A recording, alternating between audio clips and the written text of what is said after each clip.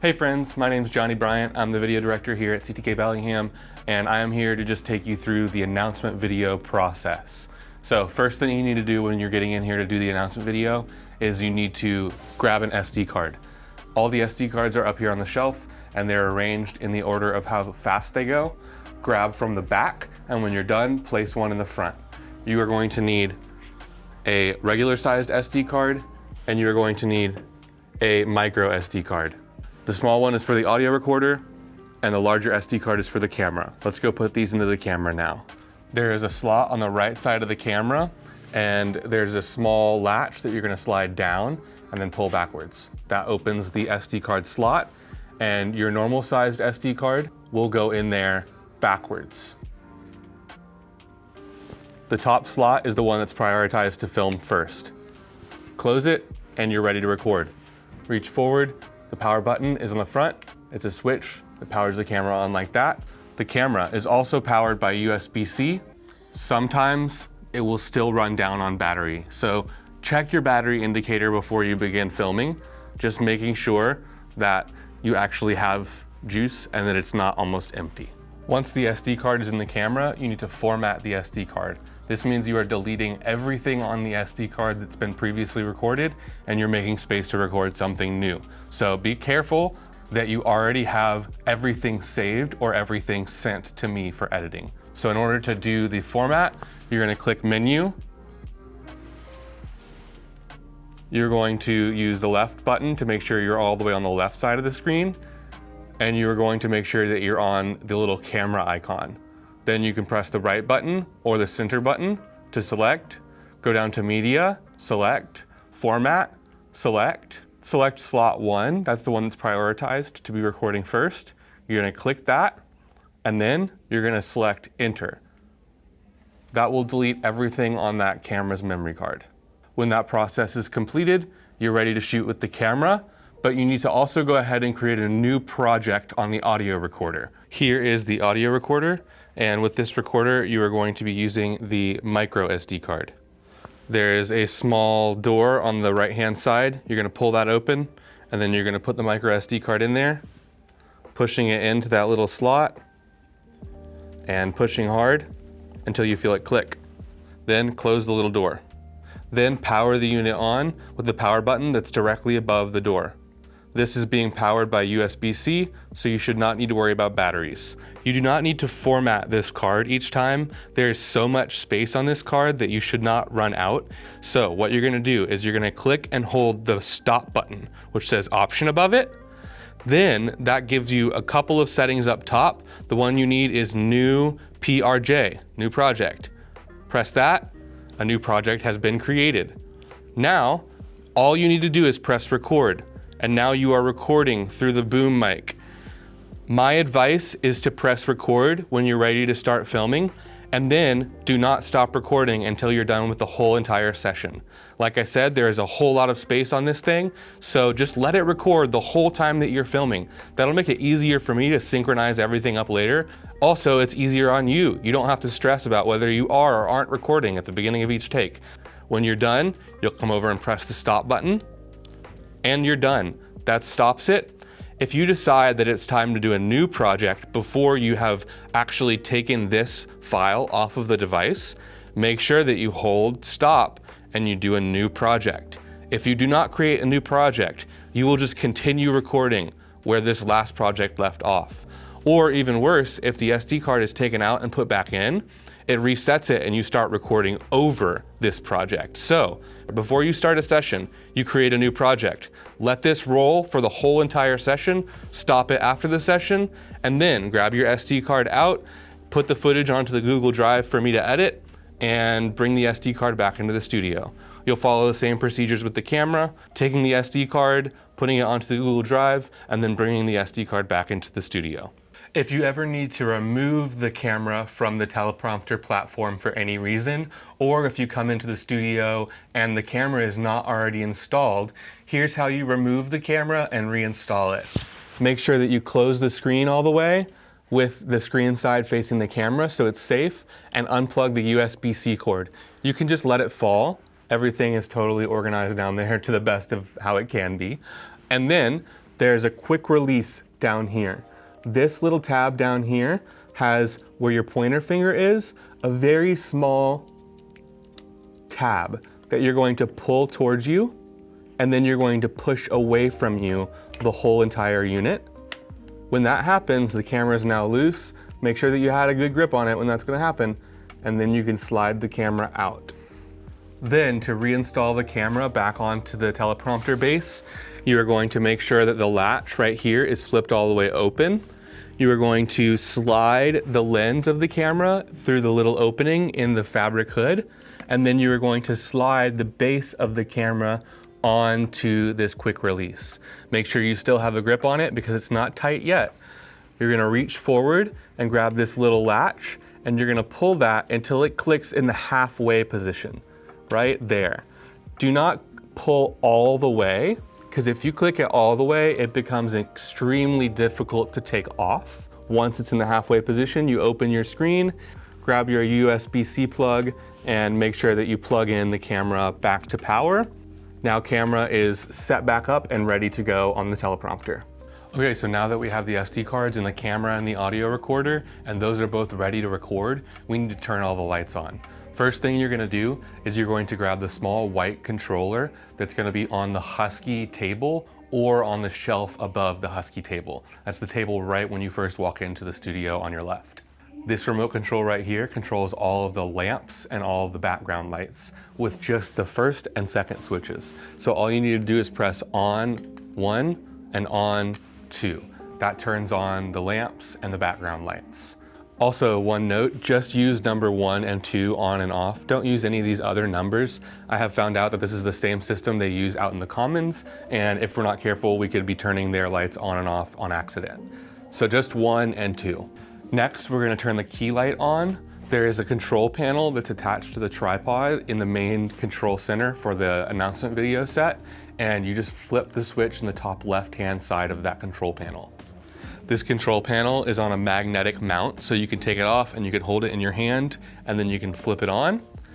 And it's always supposed to be at 50% and 3400 Kelvin. Next, we need to turn on our backlights. Both of those lights are being controlled by the iPad. So grab the iPad off of the teleprompter. So go ahead and open up the iPad. And then you're gonna go to the app that's called Citus Link. That app is right here, and it has that little logo. When you open it, you'll see this. The only thing you need is the top menu setting, announcement backlights. Click into there, and it's gonna load up and connect to those lights. Then, down below, there is a power switch. You're gonna flip that once, that resets it, and then you're gonna flip that again, and that makes them come on. Now both backlights are on. Don't mess with this slider. If you do, it's gonna change the values of the backlights. And if that happens, you'll have to click into each one. The warm one's supposed to be at 65% and 3000 Kelvin. The cool one is supposed to be at 85% and 5400 Kelvin. So if you accidentally change the settings here, make sure you go into each light and you change them back to the appropriate settings. But all you should need is this power switch. That turns them right on to right where they need to go. And then next up, since we already have the iPad out, I want to show you how to get the script in here for the teleprompter. So first thing, you're going to send an email to video@ctk.church. That email is connected to this iPad. So now you're going to open it up and you're going to go to the Mail app. That app is connected to that email address, video@ctk.church. You're going to refresh and find the script, the most recent script that you need. You'll click on it, open up the Google document, and then click and hold, select all, copy, and then you're gonna go to your teleprompter software. It's called PromptSmart Pro. And this is what the icon looks like, the orange one, PromptSmart Pro. You're gonna exit out of the previous script. Don't worry about saving scripts. You can just overwrite the last one that was in there. So again, click and hold, click and hold. That should allow you to select all, and then you're gonna paste. Now you've just pasted the script that was copied before, and you've got a new script in there. If you go back and you click the play button, this is now listening and ready to follow your voice. So right here, hey friends, welcome again to Christ the King Community Church. It should follow the voice. If it doesn't, if you ever have any issues, we have a backup for that, but it's just a backup. It shouldn't need to be used every time. So in the event that the iPad is not working well with the voice tracking software, whether you have somebody with a really high-pitched or a really quiet voice, sometimes it just doesn't really pick up very well. On the teleprompter itself, underneath the camera, you'll find a box. This box says Ceremonic on the front, and there's a button that allows you to open it. Inside, you'll find a receiver and a transmitter. There used to be another transmitter, but it broke. And so this unit is very similar to the Rode Wireless Pro lapels that we use here, but this is just not as high a quality. It's a little bit older, and hence the reason why the other one broke. But it makes it perfect as a backup for this. So the way to use it is you'll take the receiver. This is the end that's gonna clip onto the iPad. Take this receiver and plug it in to the cord that is Velcroed on to the teleprompter. This is the one that you're gonna wanna plug the microphone into. There is an angled side right here. This angled side is the side that you want to plug into the iPad itself. And then the straight side is the one that's gonna go into the receiver. So you take the receiver on the top, line out, you plug that right in. This can just dangle right here. It's totally safe. The other side is gonna go into the iPad. Now that the receiver is plugged into the iPad, it will be connected to the transmitter, and you can use this transmitter in order to pick up the voice better. So you need to get this transmitter as close as you can to the talent. The easiest way I have found to do that is to clip it onto the boom mic itself. There's a little shock mount holder that has enough room to clip this onto. I'll show you that now. Here's the transmitter, and I will just clip that on with the microphone side facing the talent, and the clip goes right onto the shock mount. So now we have the boom microphone going back to our recorder, and we have this transmitter sending audio signal to our iPad, and that's the backup audio solution if the iPad's having a hard time hearing someone's voice, but you should not need to use this every time. When you're done, make sure that this goes back into the case, and then if you need to, plug the case in. Make sure that the case for these is charging. That's it for the backup audio solution for the iPad. Okay, everything is set up and we're ready to have talent in frame, check all of our settings, and begin recording. So first thing you need to do is ask talent to go ahead and step into frame with 1 foot in each of the squares on the marked space on the ground, and then you're gonna set your camera's height. So in order to do that, there's just one centralized column. You shouldn't need to play around with all 3 feet. Right here, you will see the longer tab that sticks out. On the top, it says central shaft. That's what you use to raise and lower this shaft. On the opposite side around here, there's a smaller tab that says base on the top. Do not use that one. That allows the whole entire mechanism to come out. Just use the longer, bigger one that says central shaft. You're going to push that backwards towards you, and then now this can go down, and it can also go up, and it can go pretty high. So you should not have to worry about moving the other 3 legs of the tripod pretty much ever. We're gonna have this at a very low starting point, and then you can raise it up from there as needed. The next thing that you need to do is set the height of the boom microphone according to the camera's framing, which was set according to the height of the talent. So in order to do that, you use these knobs on the side. You're going to loosen it, and then you're going to just slowly allow it to fall or slowly lift it up. What you want to do is watch the frame on the camera. When you see the microphone in frame, then you know you need to bring it up. When you see it out of frame, you're good. You want it to just barely be right out of the top of the frame. As you're setting up your camera and you have the talent standing in place, you want to make sure that you're giving them the right amount of headroom as well. One rule of thumb that I typically go for is I imagine the size of the person's head in half above their head. And that kind of just gives you a pretty pleasing amount of headroom. It's good for me in the edit. So that's the headroom you're looking for. Once that's set, find where your microphone just dips into the shot, bring it up, and then you're ready to record. The recording process is fairly simple, but it's just really important that you stay tuned in with the person who's giving the script. So while you're back here, Don't just have like a blank stare on your face.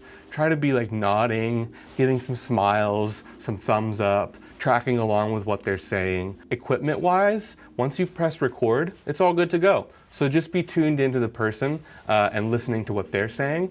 Oftentimes Randy will be in the studio as well if Randy's not the one operating the whole setup, and he's really helpful with watching out for language. And so you might not need to do that, but sometimes you do. Just listen for if they have a hiccup, go back over and re-record that. We can have sections of the video that are redone. We don't have to have the whole entire thing done in one take, but let's try to stick for at least 15 to 20 second long takes. If it's any shorter than that, it's really hard to edit.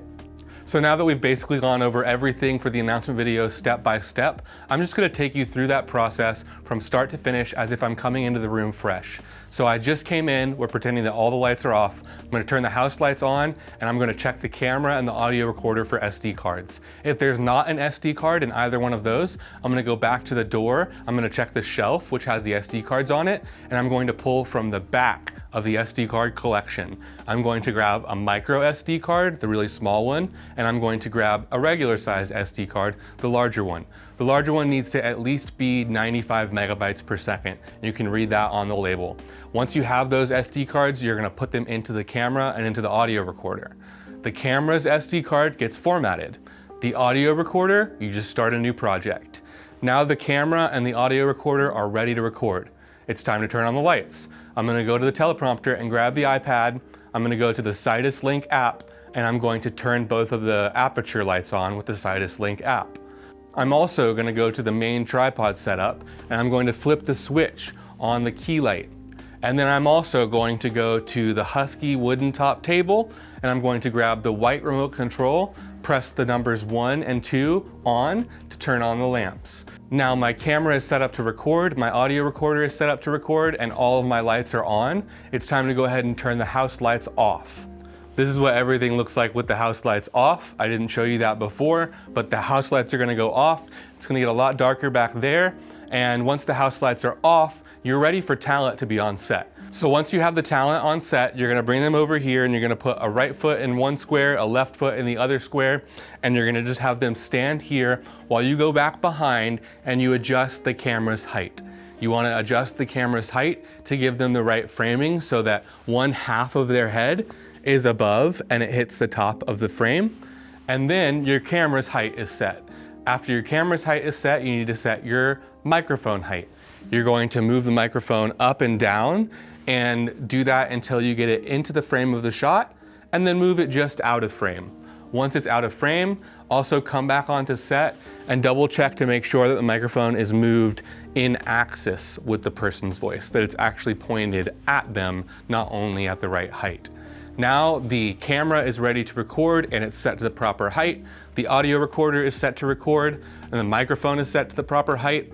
All you need to do is put the headphones on and then you can monitor. This audio recorder has a technology called 32-bit float, which means even if you don't get the volume levels quite right, as long as you got the microphone in the right place, I can change the audio levels later. There's a whole lot of latitude in the way that these audio files are recorded. So don't stress about hearing it exactly perfect in your ears, as long as you know that the microphone is placed in the right spot. If anything, it should sound too loud in your ears. Now your camera is ready to record, your audio is ready to record. You just need to import the script onto the iPad. The iPad, you're gonna open up the Mail app. You're going to go into the Mail, which is connected to video at ctk.church. You're gonna open up the email that you last sent to that and copy and paste the script from there over to Prompt Smart Pro, the Teleprompter app.